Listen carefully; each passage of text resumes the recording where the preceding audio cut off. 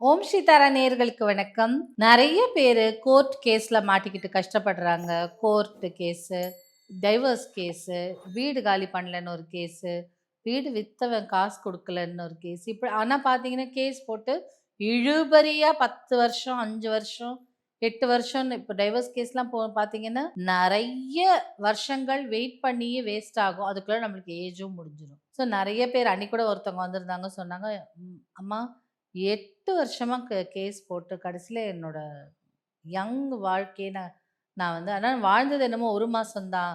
ஆனா 8 வருஷம் நாசமாச்சு அந்த 1 மாசத்தினால அப்படின்னு ரொம்ப ஃபீல் பண்ணி அந்த மாரி இழுபறி கோர்ட் கேஸ் இல்லன்னா சில டைம்ல பொய் கேஸ் குடுத்துடுறாங்க.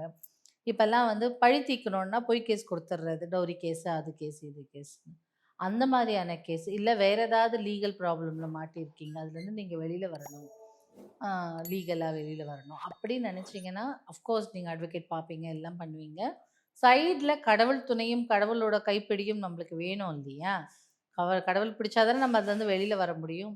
ஸோ அதுக்கு ஒரு எளிய பரிகாரம் தான். என்ன பரிகாரம்ன்னு பார்த்தீங்கன்னா, சஷ்டி வருது இல்லையா? சஷ்டி அன்னைக்கு வலம்புரி சங்குல பசும்பால் தான் ஊற்றணும். எங்கேயாவது கோஷால இருந்ததுன்னா, மாடு கண்ணு வச்சிருக்கவங்கன்னா, அங்கேருந்து பசும்பால் வாங்குங்க. இந்த பாக்கெட் பாலெல்லாம் ஒத்துக்காது. பசுங்க பால் ஆனா பாக்கெட் பால் வாங்க வேற வழி இல்ல. நாங்க வெளியூர்ல இருக்கோம் அப்டின்னா, இங்க வந்து கோஷால இருக்கிறது கஷ்டம் அப்டி சொன்னா, அதுவும் ஓரளவுக்கு வேலை செய்யும். பசும் பால்ல எங்கேயாவது ஃப்ரெஷ்ஷா உங்களுக்கு கோஷாலைல இருந்து கிடைச்சது, இல்ல மாடு வச்சிருக்கவங்க கிட்ட இருந்து கிடைச்சதுன்னா, அதுதான் பெஸ்ட்டா வேலை செய்யும். ஸோ அந்த பசும்பால வந்து வலம்புரி சங்குல ஊற்றி, ஒவ்வொரு சஷ்டிக்கும் முருகனை நீங்க வேல் வச்சிருந்தாலும் சரி, அ வேல் வச்சிருந்தீங்க, இல்ல முருகன் சிலை வச்சிருந்தீங்கன்னா, அதற்கு வலம்புரி சங்குல அபிஷேகம் பண்ணிட்டு, அந்த சங்குல கொஞ்சம் பசும்பால் ஊற்றி முருகன் முன்னாடி வச்சு இந்த கே அ வ மனசார வேண்டிக்கலாம். நீங்க முருகன் மந்திரம் தெரிஞ்சா முருகன் மந்திரம் சொல்லுங்க.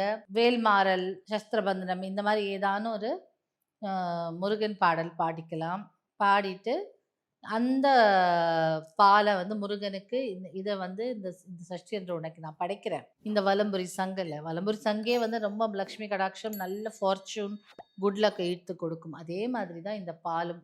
ம எல்லா தெய்வங்களும் இருக்கும் இடம் பசு இல்லையா? அங்கேருந்து எடுத்து கொடுத்த பால். இந்த 2 காம்பினேஷன் முருகனுக்கு சமர்ப்பித்து, நம்ம இந்த கேஸ்லேருந்து விடுபடணும்னு வேண்டிக்கிட்டாலே, கண்டிப்பா சீக்கிரமா உங்களுக்கு அதுலருந்து ஒரு விடுதலை கிடைச்சிடும்.